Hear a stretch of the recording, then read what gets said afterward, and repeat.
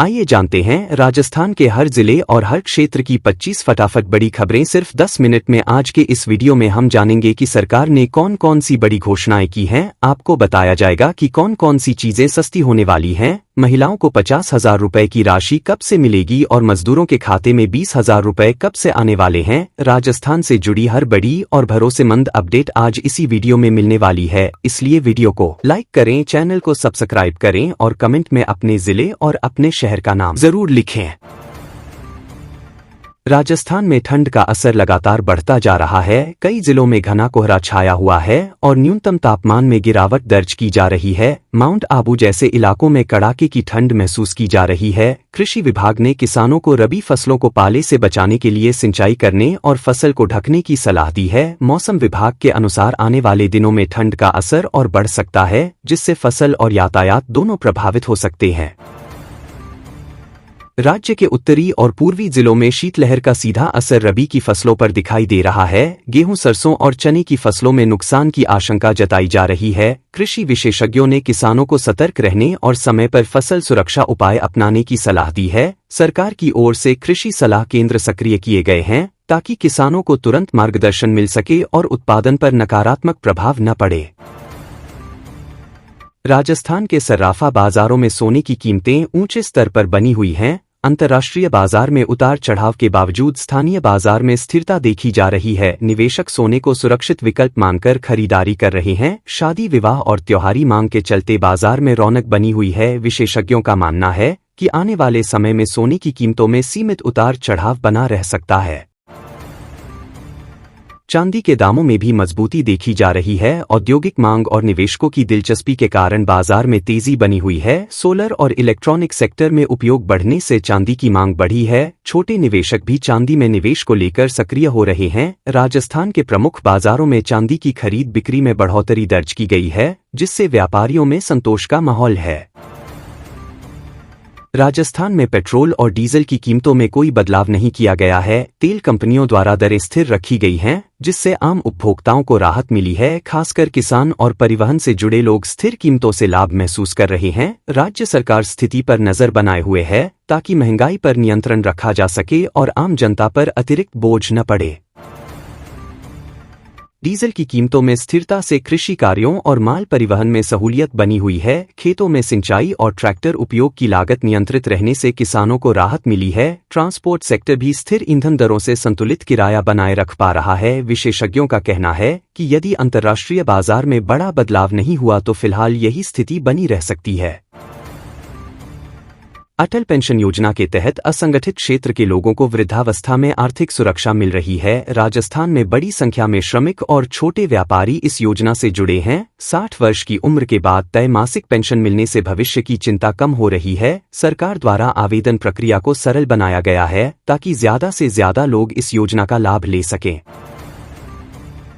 राज्य में unified pension scheme को लेकर सरकारी कर्मचारियों में सकारात्मक प्रतिक्रिया देखने को मिल रही है। इस योजना के तहत सेवानिवृत्ति के बाद सुनिश्चित पेंशन का लाभ मिलेगा, जिससे कर्मचारियों की आर्थिक स्थिति मजबूत होगी। सरकार का कहना है कि यह व्यवस्था कर्मचारियों की सामाजिक सुरक्षा को और बेहतर बनाएगी और रिटायरमेंट के बाद जीवन स्तर बनाए रखने में मदद करेगी।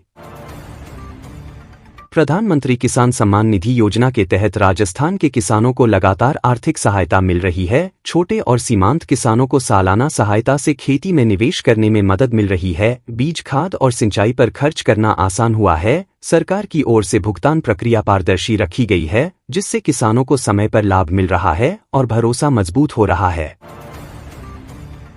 राज्य सरकार की विभिन्न कृषि योजनाओं से किसानों की आय में सुधार देखा जा रहा है। बीज सब्सिडी, कृषि यंत्र अनुदान और सिंचाई सहायता से उत्पादन बढ़ा है। किसान आधुनिक तकनीक अपना रहे हैं, जिससे लागत कम और लाभ ज्यादा हो रहा है। ग्रामीण क्षेत्रों में इन योजनाओं का असर साफ दिखाई दे रहा है और खेती को लेकर सकारात्मक माहौल बन रहा है। राजस्थान में पंचायत और निकाय चुनावों को लेकर शिक्षा योग्यता से जुड़े प्रस्ताव पर चर्चा तेज हो गई है। सरकार इस पर दोबारा विचार कर रही है। प्रशासन का मानना है कि इससे स्थानीय शासन की गुणवत्ता में सुधार हो सकता है। वहीं कुछ राजनीतिक दलों और सामाजिक संगठनों ने इस पर आपत्ति भी जताई है। फिलहाल प्रस्ताव पर मंथन जारी है और अंतिम फैसला बाकी है। जयपुर के चोमू क्षेत्र में अतिक्रमण हटाने की कार्रवाई के दौरान तनाव की स्थिति बन गई। दो समुदायों के बीच झड़प के बाद पुलिस को हस्तक्षेप करना पड़ा। हालात को नियंत्रित करने के लिए अतिरिक्त बल तैनात किया गया और एहतियात के तौर पर इंटरनेट सेवाएं निलंबित की गईं। प्रशासन ने शांति बनाए रखने की अपील की है और मामले की जांच जारी है। पीएम कुसुम योजना के तहत राजस्थान में किसानों को सौर ऊर्जा आधारित पंप लगाने पर सब्सिडी मिल रही है। इससे किसानों की बिजली लागत कम हुई है और सिंचाई आसान बनी है। कई किसान अतिरिक्त बिजली बेचकर आय भी अर्जित कर रहे हैं। सरकार का कहना है कि यह योजना किसानों की आमदनी बढ़ाने और हरित ऊर्जा को बढ़ावा देने में अहम भूमिका निभा रही है। प्रधानमंत्री की विभिन्न विकास योजनाओं का असर राजस्थान के ग्रामीण इलाकों में देखने को मिल रहा है। सड़क, पानी, बिजली और आवास जैसी सुविधाओं में सुधार हुआ है। योजनाओं का सीधा लाभ लोगों तक पहुंच रहा है। प्रशासन के अनुसार निगरानी तंत्र मजबूत किया गया है ताकि योजनाओं का लाभ सही पात्रों तक पहुंचे और विकास की गति बनी रहे। राजस्थान पुलिस ने नकली नोटों के एक बड़े नेटवर्क का खुलासा किया है। कार्रवाई के दौरान कई आरोपियों को गिरफ्तार किया गया है। जांच में पता चला है कि यह गिरोह दूसरे राज्यों से नकली नोट सप्लाई कर रहा था। पुलिस और सुरक्षा एजेंसियां मिलकर नेटवर्क की पूरी कड़ी तलाश रही हैं ताकि भविष्य में इस तरह की गतिविधियों पर रोक लगाई जा सके। राज्य के सरकारी और निजी स्कूलों में शीतकालीन अवकाश चल रहा है। ठंड को देखते हुए छात्रों को राहत दी गई है। अभिभावकों ने भी निर्णय का स्वागत किया है। शिक्षा विभाग का कहना है कि मौसम की स्थिति को ध्यान में रखते हुए आगे भी आवश्यक कदम उठाए जाएंगे ताकि छात्रों की सेहत और पढ़ाई दोनों सुरक्षित रह सकें। राजस्थान बोर्ड द्वारा कक्षा 10वीं और 12वीं की परीक्षाओं की समय सारणी जारी कर दी गई है। छात्र अब निर्धारित कार्यक्रम के अनुसार तैयारी कर रहे हैं। स्कूलों में भी दोहराव कक्षाएं शुरू हो चुकी हैं। बोर्ड अधिकारियों का कहना है कि परीक्षाएं समय पर और पारदर्शी तरीके से आयोजित की जाएंगी ताकि छात्रों को किसी प्रकार की परेशानी न हो। राज्य की मंडियों में रबी फसलों के भाव स्थिर बने हुए हैं। गेहूं और सरसों को किसानों को संतोषजनक दाम मिल रहे हैं। सरकारी खरीद केंद्रों पर भी गतिविधियां तेज हैं। किसानों का कहना है कि समय पर खरीद और उचित मूल्य मिलने से आर्थिक स्थिति बेहतर हो रही है और खेती के प्रति भरोसा बढ़ा है।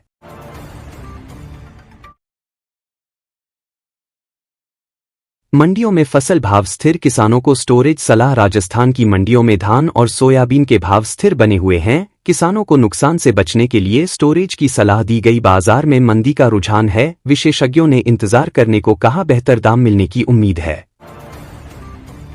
जालोर जिले में पंचायत के एक फैसले को लेकर सामाजिक बहस तेज हो गई है। पंचायत द्वारा महिलाओं के स्मार्टफोन उपयोग पर लगाए गए प्रतिबंध को लेकर अलग अलग प्रतिक्रियाएं सामने आ रही हैं। प्रशासन स्थिति पर नजर बनाए हुए है। सामाजिक संगठनों ने संवाद के जरिए समाधान निकालने की अपील की है ताकि किसी वर्ग के अधिकारों का हनन न हो।